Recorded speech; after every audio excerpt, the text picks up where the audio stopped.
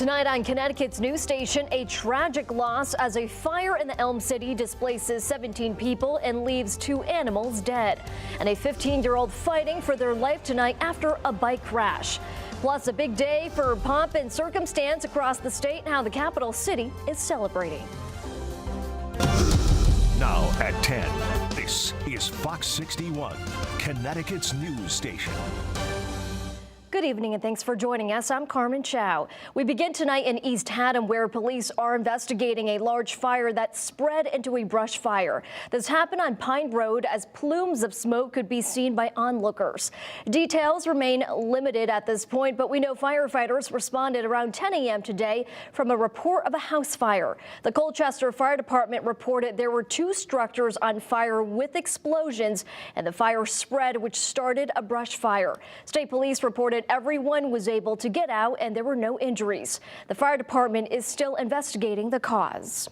In New Haven, 17 people are without a home this evening after a massive fire on Lombard Street. The fire department responded yesterday around 2 p.m. and found a fire in the attic of a home. They were able to rescue 17 people and several dogs, but sadly 1 cat and 1 dog did not survive. No other injuries were reported and the fire is still under investigation. And in Wallingford, the fire department responded early this morning to a fire on Cherry Street. The crews say no one was injured and the investigation is ongoing. Still developing tonight, a 15-year-old taken to the hospital with severe injuries after a bike crash. Police say this happened on Oregon Road in Meriden around 3 p.m. today. They believe the teen entered the intersection and struck a car. The teen was quickly taken to the hospital by Lifestar, but there's no word on their condition tonight. Police are still investigating.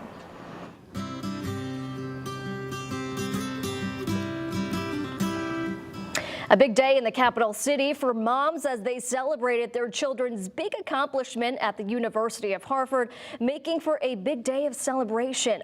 Fox 61's DeAndrea Turner spoke with some newly college graduates and their moms about the big day. She joins us in Hartford with more. DeAndrea. Hi, Carmen. Well, each of these graduates, they had such a unique story and it was worth celebrating. And each mom that I spoke with, they said that this was an amazing Mother's Day gift. There's nothing like a mother's love. Aww. Many will say a mother's treasure is her child, and moms of graduates at the University of Hartford are treasuring this day with their child for sure. Like Stacy and Bonnie Spitz. Just graduated and it's Mother's Day. I got my stepmom here, my mom here, my grandma. We've just come so far to be here, and having it on Mother's Day is the best gift I could have ever gotten. But for another family, it's more than just a celebration. So this week, we not only have a graduation, because I have other sons, we also have an arraignment. So we have one son who decided to go a whole different direction. While that's breaking my heart, I have one son that decided to go a different direction. Well, that's helping my heart to mend. A bittersweet day, but one that's creating new traditions for this family. He's my first graduate. And while she's celebrating her son, he says that her love doesn't go unnoticed. My mom is my first superhero. Graduate Karan Prajapati echoes this about his mom, who flew from India for his graduation. This is a really proud moment for me, and of course, I'm over here only because of my mom, my dad, my little sister, and elder sister. His older sister graduating too. It's an amazing feeling. I absolutely love it, especially both of us graduating on the same day and our parents flying in to come visit for the ceremony. A day their mom won't forget. So much proud, and today Mother's Day, so that is best gift from my kids. Well, what a great Mother's Day for them. And they weren't the only university celebrating today. Also, post-university, St. Joseph's, Quinnipiac, and Sacred Heart had a graduation.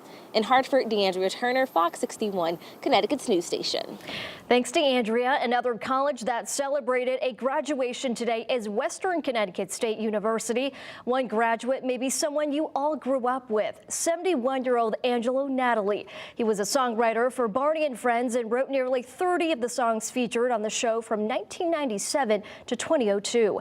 Natali received a Bachelor of Music in Audio and Music Production. As high school graduation season is upon us, many graduates this time of year are asked the question, where are you going to college? For a growing number of seniors, the answer to that question is nowhere. New data from the National Student Clearinghouse reports more high school students across the country are choosing not to go to college, and that includes many here in Connecticut. The average of students choosing not to go to college in our state is actually higher than the national average. The most worrisome thing is that with fewer students in college, there's likely to be fewer graduates, fewer adults in the workforce who have the education and skills that we need in the 21st century economy. And coming up Monday night at 10, Fox 61's Jake Garcia dives into the data and explains what's behind the trend. And now to the weather watch. Today was a beautiful Mother's Day, not as warm as yesterday, but at least the sun was out for anybody who had plans to celebrate today. Let's toss it over to meteorologist Ryan Breton. Hey, Ryan. Hey, Carmen. Yeah, great weekend. Sunny both days. Yesterday, the warmer day, but if a mom and you maybe prefer cooler weather, today was pretty nice. It is getting crisp out there tonight compared to this time last night. We're 11 degrees cooler in Hartford, 10 degrees cooler in New Haven. That puts us at 59 in Hartford and 60 in New Haven.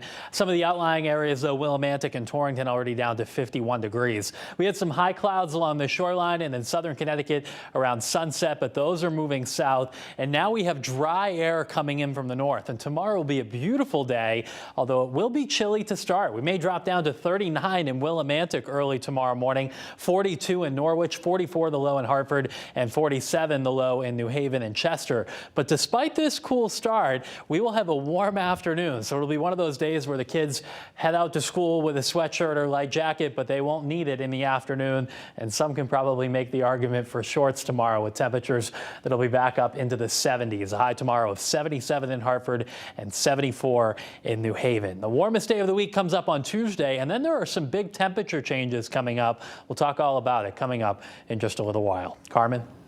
Ryan, thank you. A follow-up tonight in Goshen. Police say 2 school buses from the Frederick Gun School were involved in a crash yesterday. This happened on Route 63 around 1:30 p.m. just north of Route 4. Police say another car crossed the double yellow lines and struck one bus head-on. The second bus swerved to avoid the crash and rolled over. Police say there were 17 passengers on the bus and only 3 were taken to local hospitals for minor injuries. The school released a statement saying the passengers were on the junior varsity girls lacrosse team and they were all released from the hospital yesterday. Starting tomorrow, the Department of Transportation will begin repairs on the pedestrian walkway of the Gold Star Bridge. The pedestrian walkway, often used by bikers and pedestrians, has been closed since the fatal vehicle crash last month.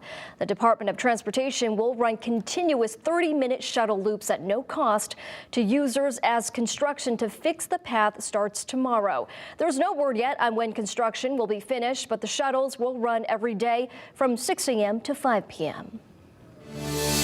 Tomorrow in Waterbury, a school safety forum will be held following the arrest of 2 parents during a lockdown. During a lockdown at Crosby High School on Thursday, rumors spread on Facebook that multiple students were stabbed. 2 concerned parents attempted to break into the school and were promptly arrested by police. The superintendent released a message on the importance of school safety procedures and urging parents to only get information from the school. The meeting will be held at Willoughby High School Gymnasium at 6 p.m.